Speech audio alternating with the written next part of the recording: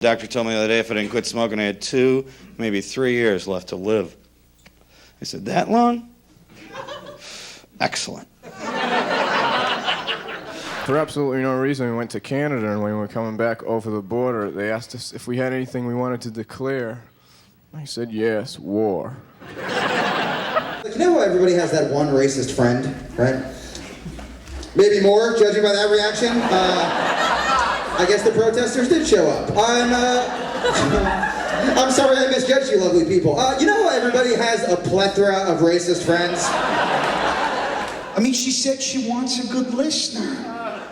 You know what a good listener is? Someone who has nothing to say. Do you want a man that sits there all night and nods at you? Or someone who can look you in the eye and say, hey, I don't care. And you're an Emerson student as well, are you? Yep. And you're wearing the Army uniform. That scares us a little bit at schools these days. You don't want the kid with camouflage sitting behind you, you know what I mean? The loner.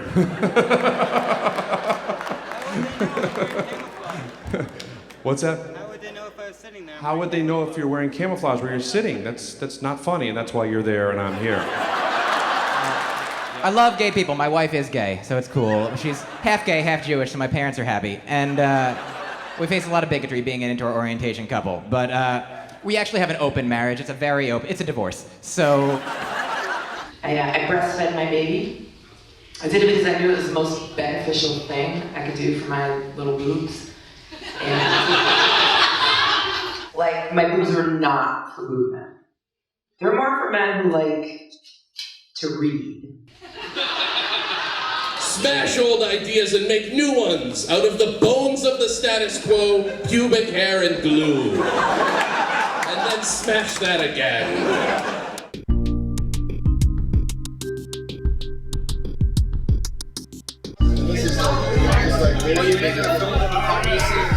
Well, it's about therapy and how people are, what comedy is for therapy, so it's like... The film project actually started when I was on the Lesley University campus in Cambridge, Massachusetts, working with students involved with the MFA program for writing for stage and screen. I learned the university was also known for its expressive therapy program. In Boston, stand-up comedy is considered to be an expressive art form. So we talked to therapist Jotham Busfield of the Think Diff Institute of Lexington, Massachusetts, for his thoughts on comedy as therapy. You can go to a therapist to work on things in a certain way, whether it's expressive therapy or cognitive behavioral therapy, but you can also find your own outlets. I mean, I think that's why comedy is so important. One of the first things I try to do with a client is figure out, what are their strengths and what are they doing on their own to try to help themselves with what's going on, whether it's depression or just a lack of confidence. You want to look for the strengths they have. You want to look for their natural outlets. And I mean, laughter is like the best, and laughter is the best medicine is a cliche, but it's a cliche for a reason. I think the 3 things I look for in the beginning with a client are how many ways are they finding to make themselves laugh and smile? What kind of exercise are they getting? And what is their sleep like? Now, out of those 3, I think sleep and exercise are probably, they're obvious things, but they're much easier said than done, right? We all know we should exercise, but it's hard to commit to an actual exercise plan. We all know we're supposed to sleep a certain amount of hours a night, but most people don't sleep as much as they should. But laughing is probably the easiest one out of all those to find an outlet to do, right? Whether it's going to see a comedy show, looking up something funny on YouTube. It seems like an obvious, dumb little thing to do, but your body releases a certain type of chemicals when you laugh and when you smile, and that literally helps counteract things like depression. So I look for ways to try to include that from the beginning, and I try to include a little bit of humor. I'm not a stand-up comic, but I try to include a little bit of humor in my sessions so that it's not taken too seriously and so it's not too heavy. My friends had always thought I was kind of funny, and I was always kind of an awkward youth. I enlisted a student and fellow aspiring comic, Josh Orson, for field research to interview up-and-coming comedians and their audiences. I've had some crazy shit happen in my life, but I can get up there and I don't need to pay for a therapist. I can, in fact, get paid to be my own therapist when I'm up there, so I love it, man. That's all I can say. It's my art, man. I love it. When I first started doing comedy, I did use it as therapy, but I used it because I was super depressed and I wanted to get out in public, force myself. I wouldn't even leave my house, so I wanted to be humiliated because while I was depressed and watching Comedy Central, I was like, oh, I should do comedy, and they have people like boo me and stuff, and then it'll be like shock therapy, and then but then the first time I did comedy, people laughed. So if I had known it was going to be a drug, I mean, I would have just said no, honestly, because like I can't quit. Like now I tried to do it, but as I don't like being dependent on anything outside of alcohol. Tonight is my first night doing comedy. Your first night doing stand-up? First night. Do you have any advice for anyone who wants to do stand-up? See, considering it's my first night, I don't really have much advice for somebody who would probably do it. Yes. I would appreciate advice coming my way, perhaps. We all. Do you have any moment in your life that you really thought comedy affected you the most? The entire thing, yeah. All of my life. That's how I deflect bad feelings. Comedy relieves none of life's pain. It's awful in a lifestyle and you'll never make any money, but that's not what I'm about. I love just the moment that I get you to laugh, get them to laugh. What's better than that in the world? Everyone bombs their first time. Everybody. Yeah. Everybody Even if you don't, you're gonna think you're bombing. Because everyone out there really doesn't give a shit about you. Everyone bombs their first time, and no one bombs their first time at the same time, because even if you're not getting any laughs, you get 0 laughs. You go up there, you're stumbling over your words. The fact that you sought it out, you went to a place you thought had comedy, and you didn't know anybody there, you didn't know what it was going to be like. You went there with jokes that you wrote, and ideas that you had, and you tried them. That's crushing it for your first time. Do you have your career path all mapped out, or are you kind of just taking it day by day? And taking it day by day and seeing what happens, like, coming to an open mic and like, hey, let's make it happen. And absolutely, you never know what's going to happen, right? Exactly. You have to get out there. And I think it's honestly like the people you meet. Like I've never met, a comic that wasn't, that I didn't like or got to know. Like we're all outgoing people. We all have, pretty same archetype personalities, just we're all willing to get up on stage. So having that personality kind of vibes and clicks, so it's a community, it's like a family. I was texting a comic earlier tonight who was gonna come but couldn't make it, and we were talking like, comedy is like a family. When you're a stand-up and you're really doing it, like you gotta have a thing. Some people run a showcase show. Some people have a podcast. And some people have a website. And some people run open mics. I run an open mic. It's a great part-time job, but it is what it is. It's one night of my week where I try to work on new bits myself, help other people work on their bits. As far as developing this particular one, like I'll do a contest every once in a while, but it is what it is. It's like a very salty, anyone can do this type of mic, where we go by the list. Not a lot of preferential treatment. What made you guys go to stand-up comedy? What made stand-up comedy? Because everyone thought I was pretty funny, and this is pretty much the only thing I'm good at, so I might as well just go all in on this. I like attention. I like when people see my sexy body. I just like the attention, just doing something, just doing something you're good at, like it's something I'm not used to. Now, when I get that laugh, it's just, great, like even if it's just like 1 or 2 people. I've heard people say this, I really want to do comedy, but I think I'd suck. And I'm like, you will suck. You will 100% suck. So start, get it over with, embrace sucking, and then get better. So you're definitely going to suck in the beginning. If for some insane reason you don't, then you're going to suck later. So it's better that you suck in the beginning anyway. And all the things that I was told that I never listened to is be on stage constantly, as much as you can, and write constantly, and which is different than doing different material constantly. You should always be writing, but you should do your same material over and over until you get it perfect. That's one of the things I think is the greatest about stand-up comedy, is that it's one of the few areas where you can still get the just unfiltered truth. I mean, you're getting everything, And it's almost, you're allowed to. There's a license to kind of go there, where in other parts of life, you have to be politically correct, or it's not appropriate. Stand-up comedy, you can really go wherever you want, and that's the point, is that there are no walls. You're supposed to really expose everything, and shed light on it in a funny way that allows us to laugh at it, because at the end of the day, that's what makes it easier to get through. I think therapy can be the same thing. That's the sacred space where you're allowed to just really, bust down walls and go anywhere you need to go. So in that sense, there are two different approaches to sort of the same thing.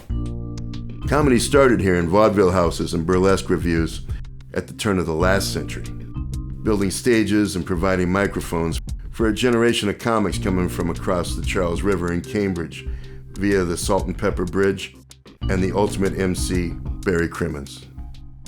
You had to be tough. I mean, if you weren't, you would fade very quickly because the competition was so stiff. When you're only getting paid $10 to $25 for a set, and a lot of these guys wanted to work full time. They didn't want day jobs. They wanted, the comedy was an addiction, and that's what they wanted to do, and they were willing to starve to do it. A lot of them lived in kind of communal situations. There was a place over by the Ding Ho called the Barracks, where a bunch of the guys would live and party all night. So they would live very, very cheaply. But on the innermost part of it, it was lonely. It was a very lonely trade, and I really respected them. I mean, there's something about them that, musicians, again, musicians can kind of blame other people, but comedians have no one to blame but themselves. I grew up 2 streets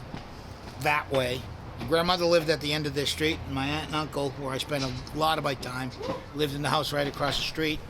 That, I think, is still the Portuguese American Club, where they would have festivals all the time, and this was a real hard-scrabble place.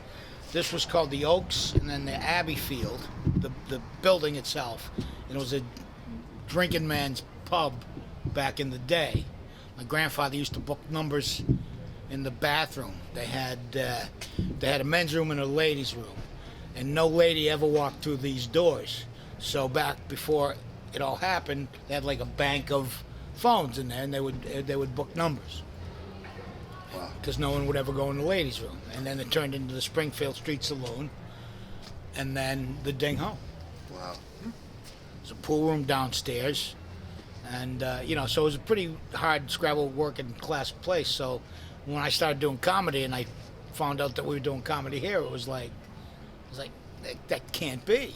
This, it was the nuttiest thing I could ever imagine, because you think, I'm gonna go far away and start doing stand-up, and you go, oh wait, I can just walk around the corner. The wildest place by far was the Ding Ho over in Inman Square in Cambridge, and that was almost lawless. I mean, that was kind of like the Wild West of comedy.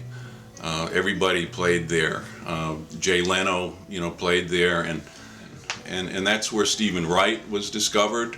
The deadpan comedian Stephen Wright, a Tonight Show talent scout was there, and that really started it. I just think that when it started in the 80s, early 80s, with some of the big clubs, Nick's and some of the other clubs, it just had its own voice, and because it had its own voice, had its own DNA, and we never looked back. When Stephen Wright walked 20 feet over to Johnny's couch, the rest was history. No, a lot of comedians don't come out of Boston. No, there's a lot of good ones there, and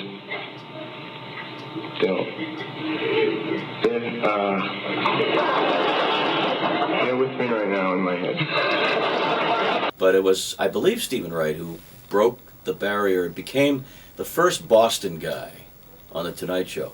To not just appear on The Tonight Show, but to make the fabled walk. When Johnny called you over to the couch, that meant you had really impressed him. So Stephen Wright was the first of many guys over the years, many guys and gals. My first gig was Stephen Wright. We were out the night before, and Stephen didn't want to do his whole set. So he offered me half his pay if I would drive him to the gig and do 15 minutes. I said, done. And that was the first paying gig I ever got. He was too whatever he was, didn't do his whole set, you know. I remember it specifically. And, you know, Stephen Wright used to come down to Catch Your Eyes and start work on the material. And he was very good at that. It doesn't necessarily mean ad-libbing and being funny. I mean, sometimes if he felt like he needed to draw the audience in, he would just sort of look at it after a joke that didn't work and just sort of look at them until they laughed. And however they took that, he was looking at them. You know, that moment was about them, and they appreciated that, and he could roll on to it. But those are techniques that you really have to learn when you've got a half an hour, you know, or an hour on stage. It's very difficult to learn that when you've got 7 minutes. And Barry Crimmins, who booked, you know, he was a comedian who booked the Ding Ho. He eventually got on the Today Show, you know, and he was great. Barry doesn't sometimes get enough credit for the Boston scene. He came here and he was homeless when he first got to Boston. He just heard there was this fertile comedy scene, and you know, he was working as a ship painter and doing these odd, you know, fish packer, doing these odd jobs. And then he started booking, you know, the Ding Ho, and he really gave everybody their chance. You know, we were in fear of Barry. You know, I jokingly say he didn't like me, you know, which is not the truth. But I feared him, because if you were doing somebody else's jokes, he would tell you, and you wouldn't work. You know, until you can do your own shit, don't step on my stage. And Barry was a real taskmaster for people being themselves and people saying things that were worth saying. And he was very impatient with people who were just going through the motions, who were just trying to be like the last comic to come through town that became successful. And to find something unique to say and something that's worth an audience's time to say. And Barry, I have utmost respect. He later became kind of a real political comedian, and he's written a couple of books, you know, heavily politicized, and he's written, you know, he used to write for the Boston Phoenix. He was one of their top columnists, but he's the one who really got it started at the Ding Ho. And everybody played there. Bobby Goldthwait played there, who later did the Police Academy movies. And Bobby used to call the Ding Ho, he said it's like Sodom and Gomorrah with a $5 cover. But one of the first shows that I saw here was just down the street at the Somerville Theater. I'd only been here, I think, a few months. It was in 1998. They did the Ding Ho reunion show. I came here from Buffalo. I used to cover comedy for the Buffalo News there, and there were only really a couple of clubs here. But Bobcat Goldthwait was always, you know, someone that I really loved. I wore out my copy of Share the Warmth in high school. And I found out that he started here, and he was at this show. And on that show was this France Alameda covered it well in When Stand Up Stood Out. It was just act after act. They had to have 3, maybe 4 different hosts because it went on so long. Bobcat Goldthwait was there, but you know, I think Stephen Wright was there. I'm pretty sure Stephen was there. I've seen him so many times. Sometimes I forget whether he was there, but I think he was at that one. Lenny Clark, Barry Crimmins, and then there are the people I was seeing forever after that. You know, Tony B and Don Gavin and DJ Hazard, Steve Sweeney. It's just this parade of comics. I'm probably forgetting about 25 names, but that made a big impression on me. It's funny, I often sarcastically say I'm a guaranteed dead genius, but I am, because I've seen the threshold price some of the geniuses I've seen as soon as they die. He was a genius. No, I know him. He was not a fucking genius. He was an okay guy, but he was not a genius. When I first started, you could do, 4, 5, 6, 10 open mics a night, which is what young people can't do now. There are all these bringer shows, and you're lucky if you get on stage once or twice a week. But when they needed room, because we had all these comedy clubs, they needed bodies. So even if you weren't ready, they'd give you the stage time so you could suck and then get better, you know, which is what this takes. You know, when you're learning your job, you're just in front of people. Like an apprentice. Yeah, right, you know, and that's what it is. And they'd go to me, how long can you do? I go, 20 minutes. He goes, that means you can do 8, maybe. I don't want you to talk for 20 minutes. I want you to be funny for 8. And I go, okay. And that's how you learn. You know, you break in that way, and you know, you learn not to. You know, anyone can talk forever, but the job is to get a laugh.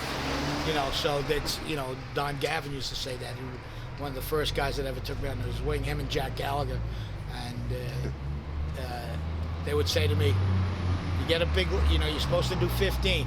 You get a big laugh at 12. Walk off the stage. You know, if you know nothing's coming after that, just get out. We'll pick up to 3 minutes, you know, and it's, you know, these are valuable lessons that aren't in books or on TV or anywhere else. It's just, you know, you do it. Stand-up comedy, I think today particularly, a lot of people see it as a gateway to an acting career or to a sitcom or to become a game show host. So they're not really becoming stand-up comedians because they have things they need to say. You know, an outlook on the world that they want to share, an insight into the human experience. They want to be stand-up comics long enough, you know, to get on SNL, or to have somebody decide that they'd be good at a sitcom and then to move on to other things. And that shows. I think that shows on the comedy stage.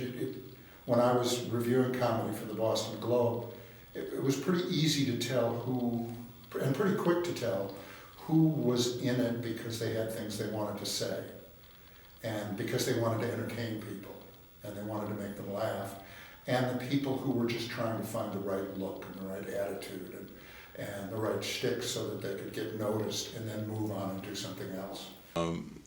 You know, these guys were able to work 6 days a week because of the crowds. You know, they came out. I mean, this was, you know, before cable. Now, you know, there's a million comedians on different cable shows. That's what killed the comedy scene, was cable TV, basically, because you could sit at home and see a comedian, and you didn't have to go pay to see him in the clubs. So that kind of changed it all around. But the, you know, there'd be crazies. I mean, you know, these guys would be doing late sets. You know, they'd be doing at a typical club, there'd be, you know, maybe 2 or 3 you know, changeovers a night of the crowd, and the late crowd, they'd be coming in, you know, quite drunk, and that's when you didn't want to have Stephen Wright maybe working on the late crowd, because some of the people didn't understand his kind of cerebral comedy, and he used to get kind of hooted once in a while, and yeah, it's the crowd was, but most of them, you know, they really were smart. I mean, you know, I would say that comedy crowds, you know, we're not talking about like a, you know, maybe a heavy metal crowd or something that's going to, you know, be just kind of angry and, you know, testosterone driven. A lot of comedy crowds were, you know, very smart, very college, you know, a lot of college kids, very, you know, well educated. And they were looking for stimulation. They were looking for, you know, what the comics had to say about social issues, you know, about, you know, drugs, you know, about politics, and they would listen. You know, you got MIT and Harvard, and you got a lot of working class people as well. So you got, you know, perhaps 2 different audiences. You need to be able to play to both. The scene when I first got here at the Comedy Studio was interesting because you had a lot of up-and-coming comics, and you also had people like DJ Hazard and Tony V hanging out there all the time, and you know, there were people that the younger comics could go to, and I think a lot of younger comics took advantage of that, and much to their credit, I think did well with it. But I don't know of any show that said, hey, we're for the working class intellectual, or, you know, put that finer point on it. Yeah, I think there was a real identifiable persona for the Boston comedian, things you expected. And the first thing was that they were smart. I think that was the first thing that would come to people's mind when they thought about the Boston School of Comedy, is that it's smart. And it's smart, and express that smartness in a few different ways. There was the, I'm so smart, I'm crazy. The kind of like a character based on, that roommate you had in college that should be getting straight A's, but was probably gonna jump off the roof of the dorm sometime in February, Bobcat Goldthwait and Stephen Wright, I'm so crazy, I'm so smart, I can't make sense of the world anymore. And then there was the street smart. There was the working class, the South Boston, the smart guy in the bar who could see through everything and who knew, because he'd lived life on the streets, he knew what was crap and what was real. And those two are both, they're great models for comedy, but they're also very easily replicated and turned into just a bit, which I think is very much what happened to the Boston comedy scene. Is it became so easy to become a replica that the replicas kind of began overlooking the real thing. But in its heyday, it was a great scene. I got into covering the scene after the Ding Ho, which was, from what I understand, was the real ground zero for this amazing scene that lasted maybe 10 years. Where are we right now anyway? We're at the, well, first of all, if we want to get that specific, we're in a creepy alley. We're at the Boston Comedy Festival, but yeah, this is, I don't know if you can see it, but it's an alley. I am the founder of the Boston Comedy Festival. I'm a judge at the Boston Comedy Festival. I'm hosting the show tonight. How do you define stand-up comedy? You need to stand and do comedy. And be funny. Dude, it's already done. I think they covered it. Talk about the history of the Boston Comedy Festival. How did you start this? We started 14 years ago, just about the turn of the century. And we did it as a contest in small shows, and it's grown and grown and grown, and now it's ridiculously big and popular. But we still have tickets available if you want to go to BostonComedyFestival.com. It's about this time of the week that Jim loses all of his enthusiasm. No, I'm feeling good. We're a little laid back today. Yeah, I'm doing good.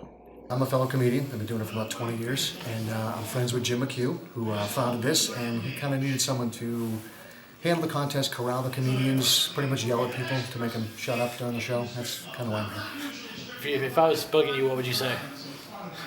I would try with the subtle first. If that didn't work, I'd say, guys, I'm trying to do a show with you. Get out of the way. I scare people. I've been doing comedy for 12 years. What got you into it?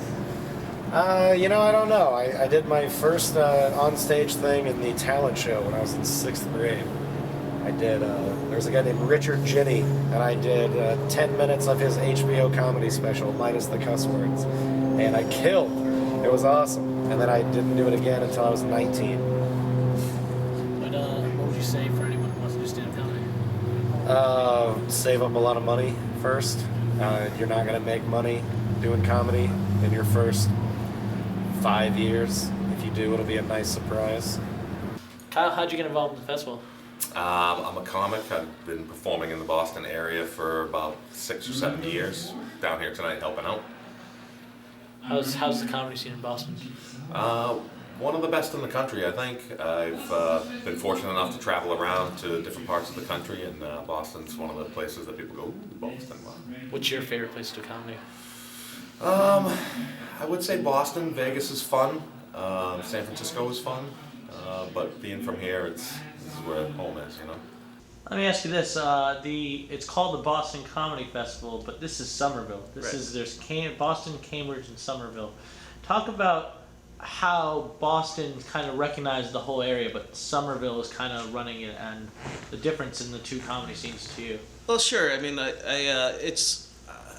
liken it to anytime you go out of town and people ask where you're from, you say Boston, but I can count on the amount of times I've visited Boston the last 2 years on one hand. Really, everything, once you get to the side of the river, you're staying here, and the community has really built up in Cambridge and Somerville with music and arts and comedy that you don't really need to go anywhere else. So now, I mean, I imagine in 5 years you can get away with calling it the Somerville Comedy Festival, and it'll attract that national attention, but having the marquee name of Boston is really the driving force. Why are you talking to me? I'm not funny. I'm paying to listen to somebody else be funny. If I was funny, I'd just be standing in a mirror and telling you jokes myself. And I like to come to comedy festivals like this because I like to find funny. I like to find things that I find are funny. Not that everybody else finds are funny. Everybody loves some comedians, but I want to find the comedians that I love, the things that I love to listen to, the comedy that I love. Is it something you connect to personally, or? Exactly. It's something I absolutely, it's so personal and it's so individualized that I hope every time I come to one of these that I'm going to find somebody new that's individualized for me, that touches me and my comedic sense and really hits the core of who I am. I did open for Tommy Chong one time and he gave me a bunch of pot. Like after the show every night, people would come up and give him like the cellophane off of their cigarettes, with like their best weed in it. And at the end of the week, he gave me, how Crown Royal comes in those big bags. He gave me a fifth of Crown Royal bag filled with cellophanes of weed. It was probably 4 ounces of pot that he gave me. Because he was flying out the next day, and he was like, I can't fly with this. But, yeah, we're going to see Cosby. And then can we just show? And it's going to be so great. This is Rob Crean. I'm Gary Peterson. We're awesome.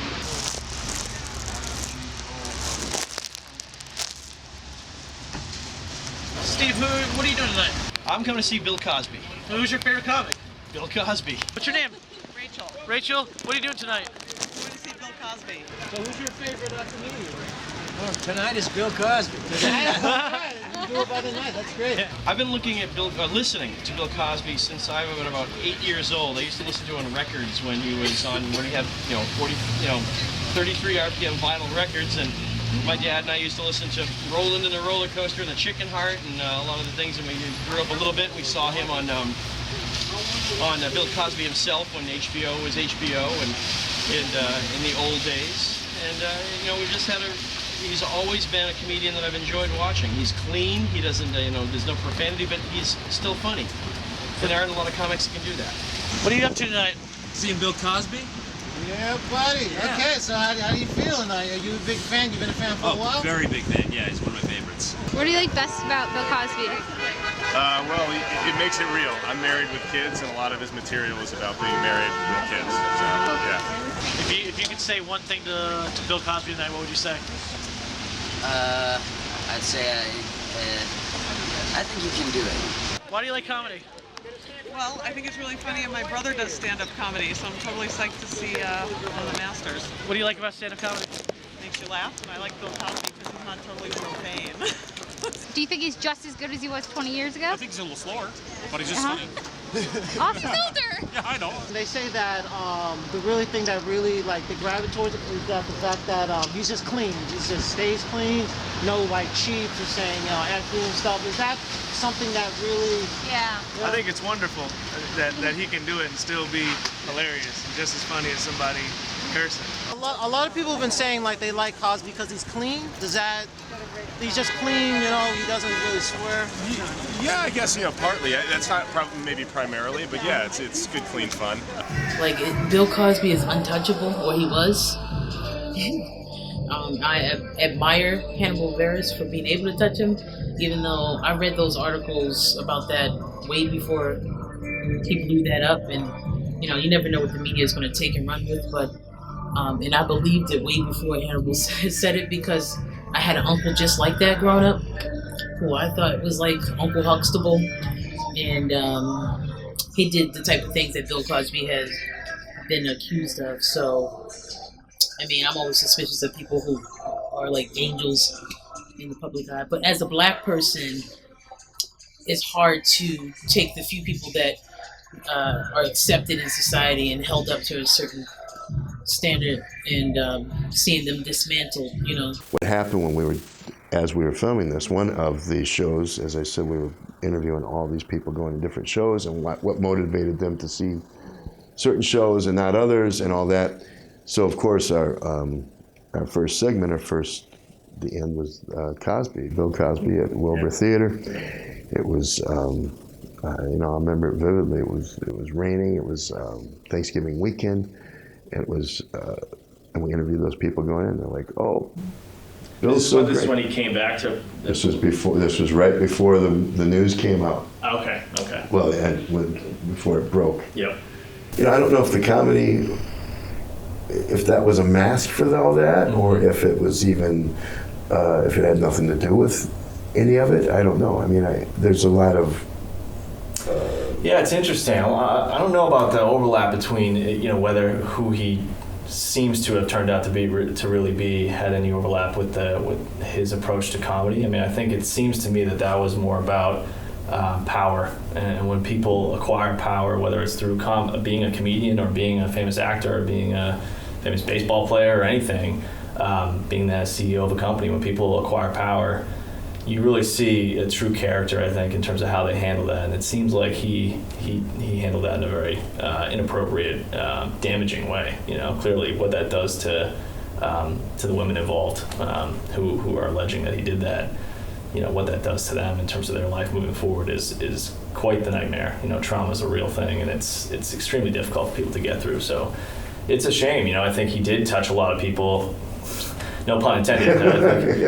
He did move a lot of people with his comedy. I actually went to Temple University for architecture originally. He was a big presence there. I think he gave a lot of commencement addresses and things. I never met him, but I think for that whole community, it was pretty horrible to see how that turned out. And for the people who were fans of him, I think there's some people that write him off. There's some people that are very conflicted, and you hear a lot of different opinions about that based on the new news. But yeah, it's terrible to see how that turned out. Yeah.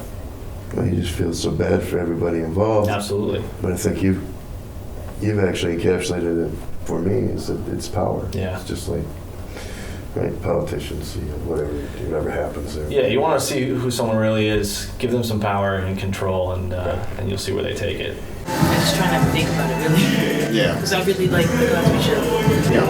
But I really hate rape, though. I really hate rape. And all kinds, like date rape, not date rape. So I hate rape and stuff more than I like the Cosby Show. So. People looked at Bill Cosby and said, we want to do comedy like him. I think it taints a little bit of his image. I can't look at him and say, oh, you're the likable guy, because that's what his comedy was, is he was likable and he was funny. So it does disparage his image a little bit. The realistic part is that most of his victims were finding out, were thinking that he was going to help them. Right. And he abused that. I don't know, man. The scene is. I don't know who I am in the scene, to be honest with you. I'm just doing what I do. Like, I think we all play our parts. I try to be a motivator to the younger comics. I try to be a cool person, someone you come talk to, bounce ideas off of. Like, that's what I try to be. I'm sure sometimes I come off arrogant, distant. I'm human, so I'm sure like all that shit happens. But I just try to be humble. I try to be consistent, and I try to be supportive. We've tried to follow women. We found that there's just such a small representation of women in comedy, and if they are, it's usually they're involved more with more of the acting part of it and more improv. Yeah. But as far as stand-up, you're seeing more, but we've seen a few rise, which is good. Yeah, I think the underrepresentation of women in a lot of areas is an important issue right now that you see kind of coming out in different ways or in different realms, different professional areas. Hopefully that's not. I mean, I feel like there's progress being made to even things out. I don't know what the ratio breakdown is in the world of comedy, but I hope it continues to get to a place that's more balanced, because I think that women have a lot to offer in terms of their comedic take on things, specifically with relation to guys and how guys are. So, and I see that a lot in the therapy world. Is working. I do some work with couples, and seeing how men and women are in general and communicate how they communicate differently. Not to paint both with a broad brush, but is hilarious at times, to be honest with you. I mean, I try to keep my laughter to myself at certain moments, but there's times when it's tough because of how funny it is. So it's like no drug I've taken intentionally. It's absolute euphoria to hear hundreds, maybe 1,000 people laughing exactly the same time where you planned for them to laugh, and they have like that sound. But no, it's amazing. And then to hear people, you know, say, I had a bad day, you really made my night, I really needed this, or I laughed so hard, I've never laughed so hard, or, you know, to say a joke back to me, or to say they completely related to this, you know, one joke I told, and then tell me their experience. It's a connection. People pretty much, they don't give you the benefit of the doubt before you prove that you're funny, so, you know, it's always like, I kind of like surprising people, you know, if I can do it, you know. So, like, even club owners and stuff have talked about female comedians right in front of me if I was the only one. Because I live in a smaller city, obviously, than Boston, so I'm the only female comedian there, and they're pretty dismissive sometimes in the beginning. But now it's not like that. So, like, I don't know if that's because I'm in a small city, but I think in that city I've proved myself, so and I'm just another comedian, you know. That's not how it is for everybody, but... And I'm in this unique position where I'm masculine presenting, but I'm a woman, and I happen to be kind of funny. So it's like I get a pass that I know a lot of just like very feminine women don't get, and I know that's also not fair. You know what I'm saying? Like I feel that because I know that I'm getting that pass that they're not getting per se, and people aren't looking at me and judging me offhand the same way they're judging them offhand. But I am being judged though still. Like I get judged in the sense of, oh, she's just gonna get there and tell a bunch of gay jokes. She's just gonna get there, like, so I have to deal with my own judgment, and that's the thing. That's being a person, right? You're constantly being judged. There's always obstacles. That's being human. People are always looking at you and making assumptions. It's just your job to, like, if you want to, disprove and overcome that. But that's in any field. White men are getting judged. Black men are getting judged. Women are getting judged. Gay, like, we're judgers. We're judgers. That's what humans do. We look and we judge. I know I do. I know most people I know do. I think that's one of the coolest things about comedy is perspective, right? Perspective of the comedian versus perspective of the audience, you know, and why those two different perspectives are therapeutic in different ways for those people, right? So for the comedian, obviously it's an outlet for them. It's a way to be creative. It's a form of expressive art therapy, perhaps, right? It's a way to fight demons. It's a way to build self-confidence and kind of break through barriers that they might be experiencing in their personal lives. And it's just an outlet for them to kind of get their thoughts out, their emotions out. And for the audience, it's therapeutic in a different way. You know, it's that, I think it's one of the few times, especially in today's world, where I think we're always going. Especially, I think that's a sort of largely American trait, right? Is to always be working, always be doing. Going to a comedy show it forces you either intentionally or unintentionally to detach from your phone and from technology and from all other things and just be present and be able to laugh in general and smile. And I think that's the other thing about being a comedian. I think that's great, is that you really have to be able to laugh at yourself, which is hard for a lot of people to do. I mean, I think getting to a point where you can laugh at yourself is such a vital experience, I think, to becoming happy overall. Because once you get to that point, I think it's much easier to shrug things off that would bother you on a day-to-day basis. Typically, you can laugh at yourself and just take a step back, and even if you look ridiculous or embarrassing, you laugh at that. I think that's a great position to be in, right? So I think we can all kind of aspire to be more like comedians in that sense, to just get to a point where we can take a step back and laugh at ourselves a little bit, have that kind of humility. A community of prominent comics showcased their talent on a cold December night in tribute to their legendary mentor and his spouse. We're trying to do a nice thing for a buddy of ours, Barry. I'm Tony V, by the way, if you didn't know. So it's all right. There's Barry Crimmins right there, and his wife Helen. They want to see ya. They're actually backstage. We just wanted to prove that we could do this, that we had this technology, because I've never Skyped anything before in my life. It actually sounds filthy to me. So we got a great show, an outpouring of love for Barry Crimmins and his wife Helen, who we're doing this for. Everybody is donating their time and stuff. So it's going to be a great night of comedy as well. We put out the word and everybody came. So a good buddy of mine, all of ours really, has decided to come up from New York. And he's going to co-host the show with me. He really almost needs no introduction, but I'd be an asshole if I didn't introduce him and just had him walk out. But you know him from his many movies and his stand-up. Ladies and gentlemen, please welcome my good buddy, Bobcat Goldthwait, right there. Thank you. Bobcat Goldthwait, yes. Hi, guys. Hi. Yes. You don't look the same either. Let's do it. Let's joke around. This is for you tonight, and we're gonna. One of the reasons I'm running for Lieutenant Governor, ladies and gentlemen, is we want to invoke the spiritual principles in this state, in this country, to help people like Helen Crimmins. Are you with me? That's right. Please welcome Mr. Lenny Clark, ladies and gentlemen. Lenny Clark.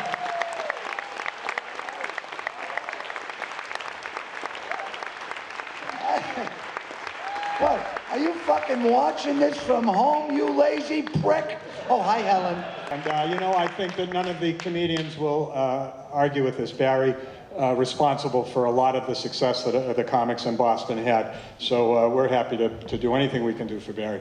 And the weird thing is I don't see these guys anymore, and I saw them, and they're all fucking old.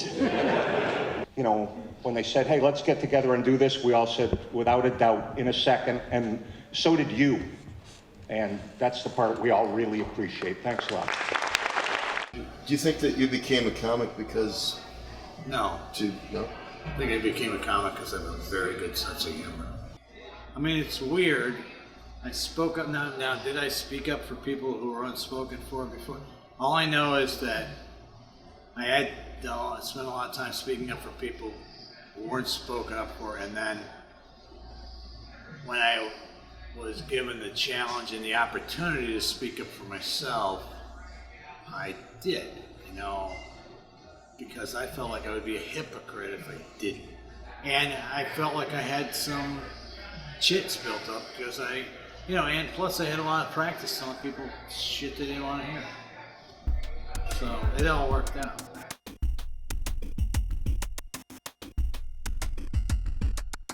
We set out to search for the future of live comedy, and we found an era that defined it, one line at a time. We found laughter in life and long lines entering venues of every size, analyzing the effect of stand-up comedy on society by interviewing both comedy audiences and comedians. It seemed like a great way to examine the motivations of comics among the aspiring and seasoned alike. But we uncovered a new frontier. In over 5 years of filming and talking to scores of performers, writers, media personalities, and journalists, as well as audience members and patrons, it was apparent that society affected the comedy more than would be assumed. Stars rose and legends fell, and the best built a legacy to develop progressive voices to represent a new generation. It's a connection, that's what it is, I guess. Because everybody wants to feel connected somehow, so it's like you're connected to every single person in that room while you're making them laugh. That's amazing and validating. And then, you go to bed and it goes away, so. That's the thing. That's the reality, right? That's an addiction. You go back and try to recreate that feeling again.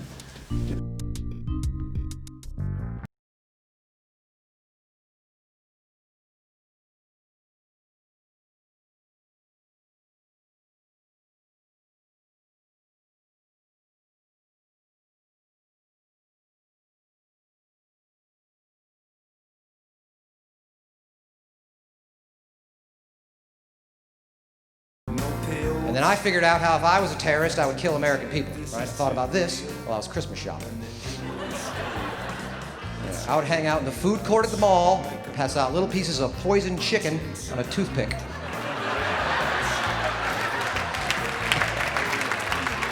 Nobody would be screaming in terror. They'd actually be thanking me as I killed them. Be right. Funniest part about that joke to me, Comedy Central wouldn't let me do that joke on television. Like, that's not a joke, that's like a military strategy. What the hell's the matter with you? Meanwhile, back in the United States, politicians are talking about what a big problem immigration is, and it isn't, all right, because I happen to know a lot of stuff, all right? Yeah. I listen, and I know immigration's not a problem. It's a combination of problems with an S, but that's too much for most people to wrap their brain around. Well, lucky for you, my brain's a lot more malleable than that. Yeah, you say, think outside the box. I say, how high, okay? Immigration is actually two problems. One, we got a bunch of people who want to be in our country because we're number one, and B stands for border. We have a border that's too long to protect. Have you looked at a map recently? It's a 2,000-mile dotted line. Well, no wonder so many people are getting through. It's a dotted line. Hola, okay? I did a book tour, and there was a 12-year-old boy in back, and he pointed at me and he went, "Why is everybody looking at him and not at me?" "Oh, because he's funny." Like that, it was odd. Turned out that this boy was the son of someone who worked there and that he had Asperger's. So he couldn't judge social situations, he created rules and rituals, and then all of a sudden he pointed at me again and he went, "Why doesn't he accept me as his God?" It was amazing. And what that little boy doesn't understand is that I do accept him as my God. I find the specificity of religion so confusing. Like, if you're Jewish, you have to wear a hat, but only in the middle of your head. But it all makes sense the second you realize that God is a 12-year-old boy with Asperger's. And all of a sudden, no wonder it's like, I fucked up the world. I should probably flood it and get 2 of every animal on a boat. That's the only solution I see. No wonder he's like, you can't eat pork and you can't eat horses! I'm like, I wasn't gonna eat a horse, and he's like, good, because you can't. Religion, it's not a leap of faith, it's high-functioning autism.